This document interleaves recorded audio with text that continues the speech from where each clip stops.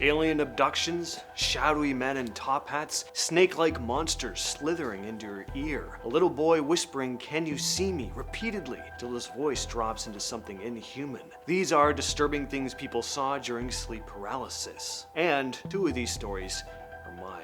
So let's start with that. The first time I ever had sleep paralysis, and I used to have it a lot. Thankfully, as I've gotten older, I don't have it as much, but I actually think it might have been the old place I lived at. I used to live in this the upstairs room, and that room, for whatever reason, it really creeped me out. Maybe this is what started it all. So I was maybe 14 at the time, and I woke up in the middle of the night, and in my closet, I saw what I can only describe as Little Red Riding Hood, just standing there. I couldn't move a muscle. I could really only move my eyes. And keep in mind, I had no idea what sleep paralysis was at this point. I had no idea what was going on. And all I did was just lie there. Every time I looked over at the closet, there she'd be, just standing there silently, staring out, not even at me, just at the room. This next one really stuck with me. I woke up in the middle of the night, I can only assume, and in the room with me was a lady standing over my bed. Rather beautiful looking woman. It wasn't the worst, but then it got bad. She turned into a serpent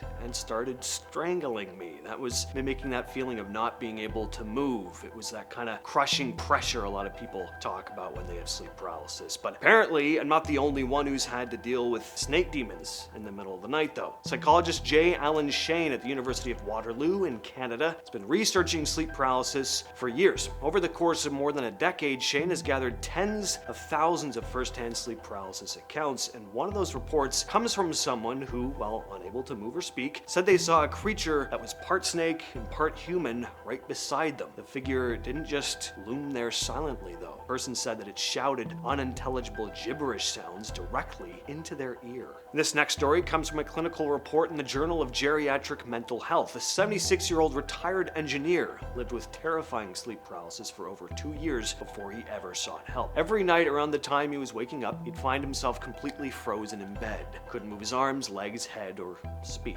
Body was totally unresponsive, but his mind was wide awake. He knew he was awake, heard everything around him, and desperately wanted to shout or wiggle free. Of course, nothing worked. Each time he had one of these episodes, he felt like he was being abducted by alien-like creatures. He described these very vivid dreams of being kidnapped by people or aliens while he was stuck, unable to move or cry. This guy sometimes felt so afraid during these episodes that he would actually just cry while they were happening. Finally went to see a psychiatrist. According to the doctors who wrote the report, Avinash de Sousa and Sagar Karia, this was still sleep paralysis. The episodes happened upon waking in the hypnopompic phase, and these alien abduction dreams were intense hallucinations caused by dream imagery spilling into waking awareness during paralysis, and that's why it felt real to him, even though it was happening inside his brain. This next one comes from psychiatrist Devin E. Hinton in Massachusetts. One of his patients, a 48-year-old Cambodian woman, told him about two terrifying experiences she'd had during sleep paralysis. She'd wake up paralyzed in bed and see 3 terrifying demons in her room. One would lean over her head, one held down her legs, and one pinned her arm. She said she felt like they wanted to scare her to death, and in that moment, it honestly felt like they could. But why did her brain repeatedly conjure up 3 ghosts? Well, the episodes often triggered flashbacks to something real and horrific she'd lived through under Pol Pot. She remembered watching soldiers take 3 of her friends away. She listened as they were killed. She came to believe that the 3 demons were the spirits of her friends, haunting her so she wouldn't forget them. This deleted Reddit user described their first-hand encounter with the Top Hat Man, writing, "I was about 12 years old and woke up to a 7-foot-tall shadow person wearing a top hat. Obviously, I couldn't move and felt terrified, as this was the first time it had ever happened to me. Finally, my arms would work and I pulled the sheet over my head." Now, this Reddit user isn't the only person to have described seeing a man in a top hat during sleep paralysis. Turns out this is actually kind of a thing. Unlike the random shadows your brain might dream up, this figure has been reported over and over by people all around the world. People describe him as a featureless shadow person, tall, silent, wearing a long coat and a wide-brimmed hat, sometimes in your doorway, sometimes at the foot of the bed, almost always just standing there watching you. Reports come from people who've never met each other, different countries and cultures. The description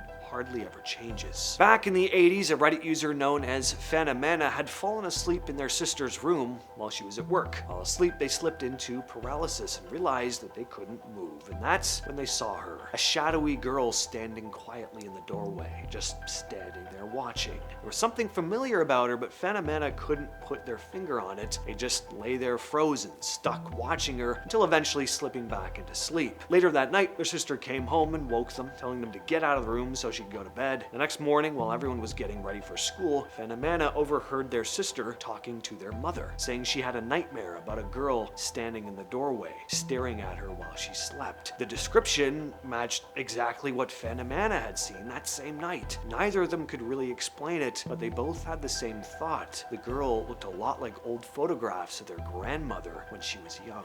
This next Reddit user named Curly Bacon described her sleep paralysis demon, which sounds a lot to me like a djinn. She said she'd experienced sleep paralysis for as long as she can remember, usually in cycles, and as she's gotten older, the episodes have only become more intense. During these episodes, the hallucinations are not just visual, she also hears them, and at times she can physically feel them too. Two figures appear over and over again. The first is a tall, dark, hooded figure, usually stands at the foot of her bed. It never speaks, and it rarely moves, but her scariest encounter with it happened one night when she woke up paralyzed and realized it wasn't at the end of the bed anymore. It was standing right beside her. The hood hid its face, but she knew it was watching her, and she knew without question that it was a dark presence. Evil. The second figure is smaller, but somehow worse. It's this gremlin-like creature, brownish green with sharp, pointed features. Usually shows up when she's lying on her back, pressing down on her chest, making it hard to breathe.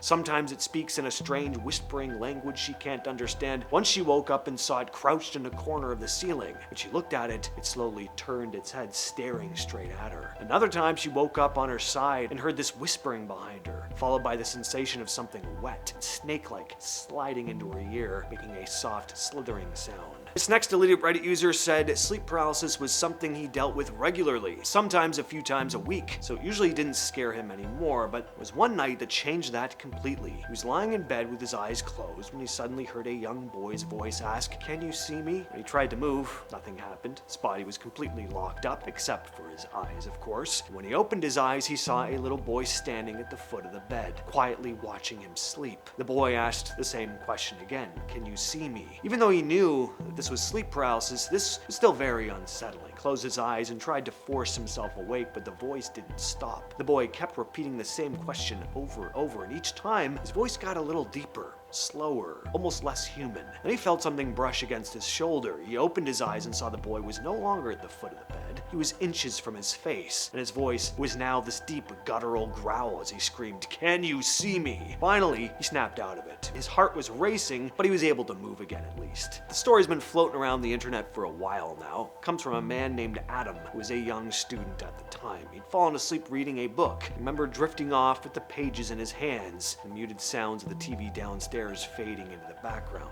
When he woke up, something was very wrong. The room looked exactly the same. The lamp was still glowing. The book was lying on his chest, but the air had turned icy. And with that cold came this unmistakable feeling that he wasn't alone. Someone was watching him. Then he tried to move, and he couldn't. His arms and legs felt like stone, completely unresponsive. And that's when the bedside lamp clicked off. He was now laying in complete darkness, but slowly out of that darkness came a figure of an old man. His eyes were gone, nothing but black sockets. The figure screamed, grabbed at Adam's legs, attempting to drag him from the bed. Luckily, Adam woke up, gasping for air. He could move again. Then he started trembling. He recognized the old man.